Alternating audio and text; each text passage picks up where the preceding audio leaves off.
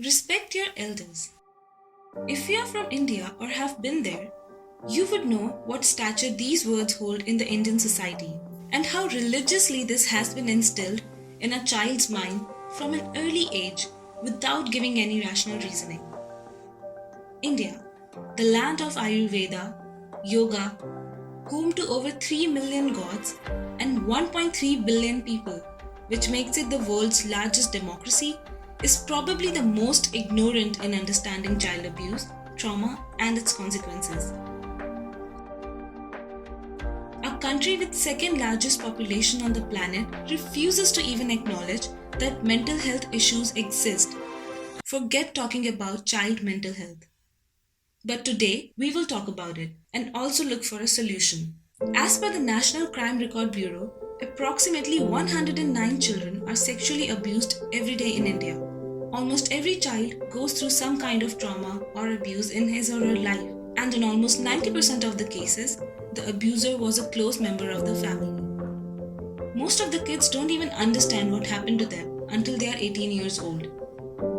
This can be prevented and should be stopped, and it can only be done if a child learns and understands the difference between what is right and what is wrong. However, Indian parents are not comfortable talking to their kids on these subjects, and neither do schools and teachers touch these sensitive subjects. So, we will try to teach these to the kids with the help of a video game.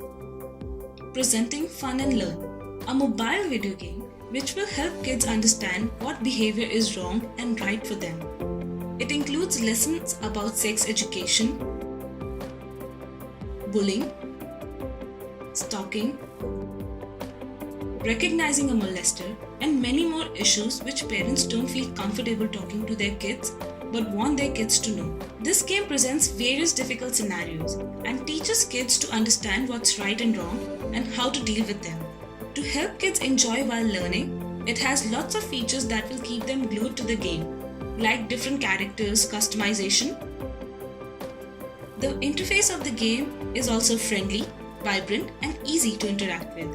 With this game, we aim to create awareness and prepare kids to identify and deal with situations that are not familiar to them, especially in cases where the abuser is a family member. The targeted age group is between 9 to 16, as this is the age when they are most vulnerable. We expect this game to be produced with its full function within 2 months, with under the budget of 2,500 euros, even with a small team of 5 people. We have also provided a help portal for kids to report or talk to professionals about how they feel. We understand how sensitive this subject is and how some scenes might affect a child's mind.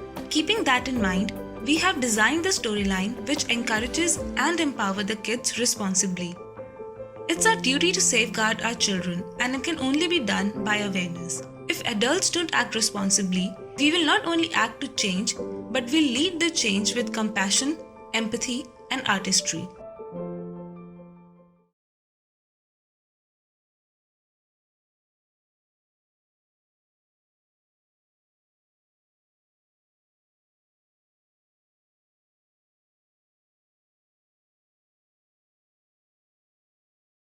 Someone has rightly said, the problem with having a problem is that someone always has it worse. And I understand this personally because I've been a victim of child abuse myself. My name is Pinaak, I'm from India, and the crisis I was working on was mental health, child abuse, and trauma. Child abuse is not an individual crisis, it's a cultural phenomenon, especially in India. My whole observation, research, and suggested solution is focused on Indian people and surrounded by the belief they share. Following Professor Meeto's instruction, I interviewed 8 victims who faced child abuse in one way or another. I also spoke to 2 mental health specialists on the topic, including my own therapist. I thought the answer I was looking for was somewhere outside my reach, but these specialists guided me to the direction where I could find an answer. I started digging details of the victims I interviewed, where they lived, what they liked, what they disliked, their hobbies, and most importantly, what was that one thing which helped them survive those challenging times. It wasn't an easy task making the empty map for them.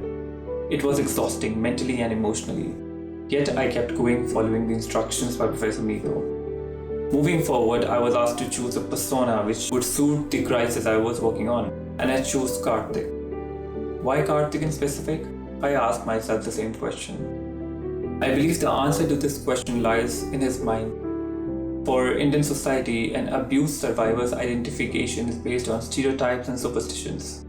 According to them, a victim of child abuse would always be sad, won't go out of his house. But Karthik's character breaks the stereotypes and forces society to open their eyes. In short, I was inspired by his thoughts and imagination, the way he was living his life despite fighting a demon inside him. A couple of weeks after, Professor Mito asked us to start looking for the solution of our crisis, especially keeping in mind the design aspect. To be honest, I wasn't sure what to do because I knew what the problem was, but the solution was out of my reach. Obviously, how can I change the mindset of the people in just a month or with the design presentation?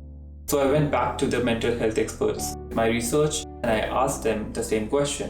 What is the solution of this problem? While talking to them, I recalled a statement which apparently I heard a lot in my childhood from my abusers. Ironically, that gave me the answer. So I decided to work on from where this thing begins, the childhood.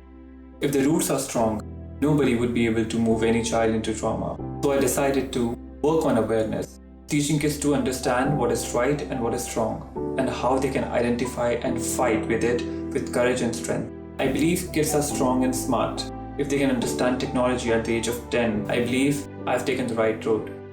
I'm sure the combination of design and empathy will bring a change. A change will empower and safeguard our coming generations.